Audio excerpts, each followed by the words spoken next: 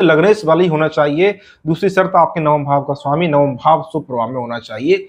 और तीसरा होता है कुंडली में चंद्रमा, जो कि लगन की तरह काम करता है। कुंडली की जो बैटरी बैकअप है वो कुंडली का जो है चंद्रमा ही है। जैसे कि आपने महंगा फोन ले लिया, उसका बैटरी बैकअप नहीं है तो महंगे फोन का इस्तेमाल नहीं कर पाएंगे। उसी प्रकार से आपका कुंडली में यदि चंद्रमा कमजोर है तो सभी राजयोग हुए या शुभ फलों की जो क्षमता है वो कम हो जाती है। तीन शर्तें किसी भी जातक के लिए, चाहे वो कोई भी राजयोग हो, किसी भी कुंडली में देखने के लिए ये नियम, ये शर्तें सभी के लिए लागू है।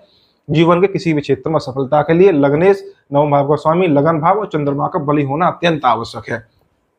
और फिर ऐसी स्थिति में आपका दसम भाव का स्वामी आपका अष्टम में बैठता है या अष्टम का स्वामी दसम में बैठता है तो वो आपको बहुत ही शुभ लाभदायक फल देगा।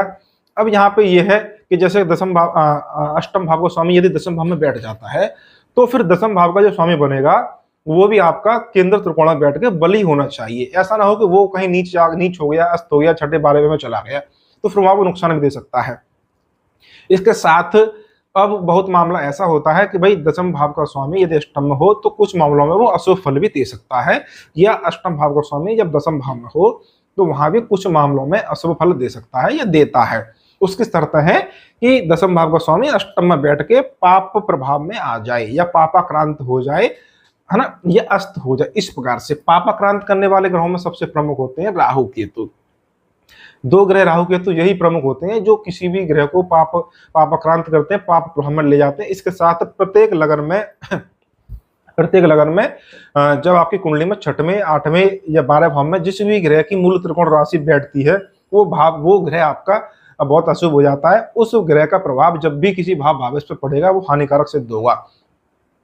तो जब भी आपके दसम भाव का स्वामी अष्टम में बैठ के पाप प्रभाव में आएगा तब वो आपकी नौकरी या व्यापार के लिए हानिकारक सिद्ध होगा।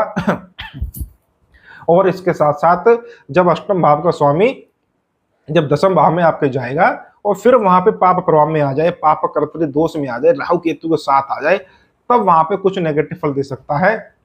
और यदि आपका भाग्य बली है तो सफलता तो आपको मिल जाएगी, लेकिन बीच बीच में जब भी दशाएं नेगेटिव आएंगी वहां पे आपको अवनति, डिमोशन या आपके कार्य में रुकावट भी वहां पे देखने को आपको मिलेगी। तो सही प्रेडिक्शन देने के लिए पूरी कुंडली देखने का बहुत ज्यादा आवश्यक होती है। तो इस वीडियो में सिर्फ ये बताया गया है कि भाई अष्टम भाव नौकरी के क्षेत्र में अशुभ नहीं होता। ये क्लास 1 अधिकारियों की कुंडली में हमेशा दसम भाव का स्वामी अष्टम में होता है या अष्टम भाव का स्वामी दसम में होता है। अष्टम भाव गुप्त धन का भी होता है, तो जिनकी कुंडली में अष्टम भाव में ग्रह बैठे होते हैं उनको पास जो है गुप्त धन भी होता है, चाहे आप उसका रिश्वत का धन समझ सकते हैं या बिना मेहनत की धन समझ सकते हैं, जो भी हो।